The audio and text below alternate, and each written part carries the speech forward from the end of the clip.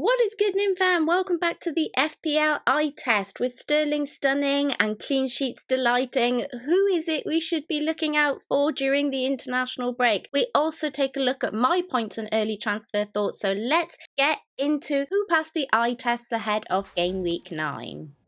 Brentford have frankly been struggling for weeks now. 3 losses and 2 draws in the last few game weeks. They always seem to score a goal or two, but not really survive the result. So should we be holding on to the likes of Visser and Mbemo if we have them? Well, the short answer is that they have Burnley up next, and I'll talk about them in just a moment, so hold on there. But honestly, past game week 9, then I don't think we should, no. They've had their time in our teams and they need to go, frankly. There was a bit of talk that Mbemo would do a bit better against Man United and the bigger teams of which they face in the coming weeks, as he'll play in a slightly more forward position. But on the eye test, he just didn't deliver, and there's just too many players in these price points delivering better points for us at the moment. On United, whilst we're here, Rashford was hooked early again. Bruno unlucky not to score, but it was all about McTominay really. Turned the game around, just over 10 minutes on the pitch with 2 goals at just 4.8 million. In FPL, I'll talk a little more about some budget picks a little bit later on, but I should say Strakosha was pretty terrible, especially near the end. Not sure why Flecken didn't play, but if it's not an injury,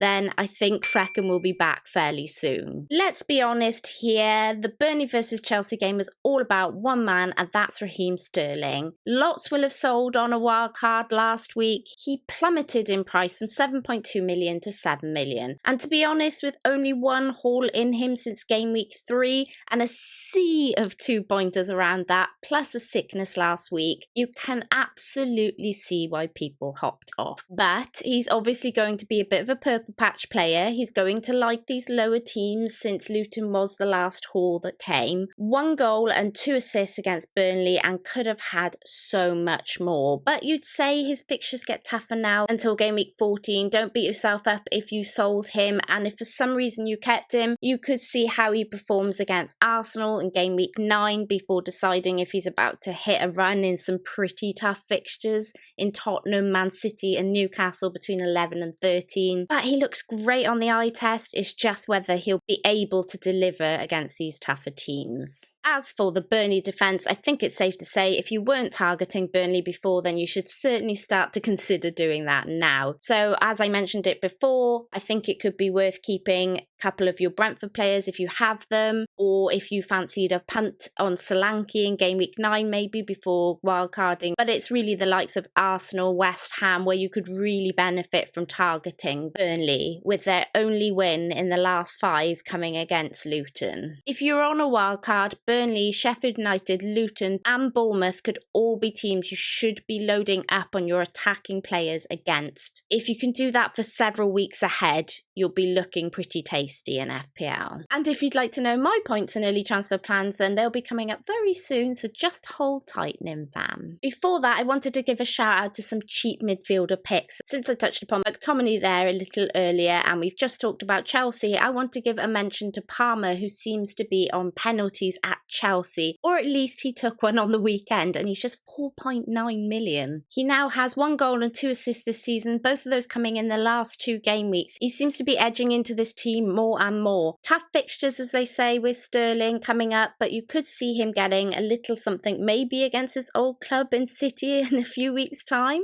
One to keep an eye on. He's a punt, as we can't be sure on his minutes just yet. Garner was the next cheap midfielder I wanted to shout out on the eye test. I mentioned him against Brentford a few weeks ago and he looked great again against Bournemouth. He got a goal and he could have had a lot more. He's also just 4.9 million and his fixtures past Liverpool, well, they're okay. Look, Everton are pretty terrible. Let's not beat around the bush here. But that's why Garner is a bit of a punt. Bad team? Good player. And talking of teams that are struggling but players that are doing well, I have to give a nod to Jensen. 5.4 million and has 3 goals and 2 assists this season. Like Garner, Brentford's fixtures turn after Burnley. What I will say is that Jensen seems to still be doing okay in all kinds of fixtures. So if you need a cheap punt in midfield and you can stretch your budget a little more than Garner and Palmer and are happy to look outside of Gordon and Neto, then maybe Jensen might be your man. There are some people still out out there looking for a differential, I know who you are and I'm trying to get you covered. An uber differential for you, and I have no stats or returns to back this up yet, but on the eye test alone, then Palace's Raksaki looked amazing when he came on over the weekend at 4.5 million. He's a definite one to watch. You heard it here first. If you are looking for help with your FPL team, please check out the sponsors of this video, Fantasy Football Fix, where you can follow the world's best FPL managers' team reveals live. Link is in the description below. We must talk about City. The loss against Arsenal is now their third domestic loss in a row. The first time they've lost back-to-back in the Premier League in absolutely ages. There's probably some prop stats on that, but I just thought that'd probably help you guys visualize it much better. Maybe I could add in since the dawn of time, but you know, that might be over-exaggerating slightly. They have dominated for years, but this season something feels a little different at the moment for me. On the eye test, they have been really struggling without Rodri. He will be back after the international break, so someone who has 3 City assets, I am very unsure on what to do now. They have Brighton, United and Bournemouth up next, all of which have conceded a lot of goals. So the fixtures are pretty mixed, but for somebody who has Alvarez, especially when the likes of Watkins and Isaac are performing over him and a buffet of midfielders doing better than Foden, I am finding it very hard to hold my Man City players. But surely Pep will turn this around, right? Surely. When they had that little slump last season, they managed to turn it around. They don't usually last for long at City. This is a tough one. Let me know what you think in the comments below. Are you holding your City players? Are you considering selling them now? But just a shout out for my man Martinelli, who looked fit and raring to go when he came on at halftime. Could be a nice little differential at 7.7 million, especially from game week 10 onwards. Right, with all of that info, let's get into my team and possible transfers. Both my goalkeepers got a clean sheet this week. Johnson got me just a few more points. He got 9 points to Turner's 6, and at the moment we'll take every point we can get, so thankfully I played them the right way around. In defence, Udogie delighted with the clean sheet. Burn the newbie was a bit of a letdown with just 1 point, but Saliba off of the bench with 7 points was a nice bit of bench jam for the second week in a row. Feeling very lucky there. In midfield, it's been a sea of disappointment again, bookended by 2 attackers holding up my team, Maddison with his assist, and my newcomer Salah, who got a brace as my captain. It's good to have him back in my team. I always enjoy FPL much more when I own him. Up front, as we talked about earlier in the video, City just don't look themselves. Haaland and Alvarez blanking was a bit of a shock for me. All of that means I'm on 70 points, and that's a tasty green arrow to 1,049,000. Considering I took a -4 and there were a lot of wildcarders around, I will definitely take it. Great to have a green arrow going into the international break.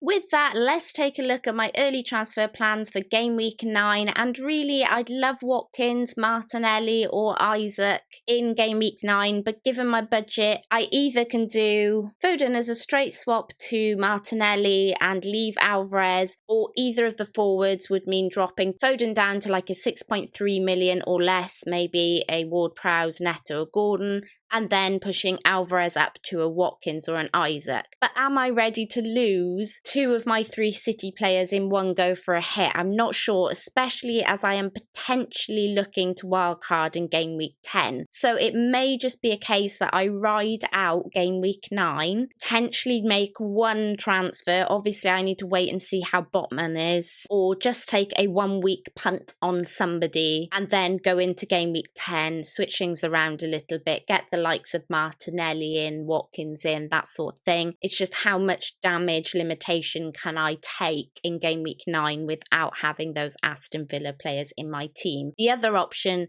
of course, if I'm really nervous about Aston Villa, would be to take a 1-week punt on Diaby, move on Foden for Diaby, so then maybe at least I have some Aston Villa cover even if it's not Watkins. And that is it. Thank you so much for watching. There won't be a hot or not tomorrow because it's international break. I want to make sure there are no injuries or anything that pop up, so I will do one next Monday in the place of the eye test video, so look out for that. And I'll also keep you guys updated on as much content as I can in this first week. But let's try and enjoy it. It is the international break after all. Please don't forget to like and subscribe and join the Nim fam. I'm on the road to 10k. You're really helping me out and getting super close to that 7k now, so it'd be amazing to have you along for the ride. Let me know if you enjoyed this video. Until next time, Nimfria out.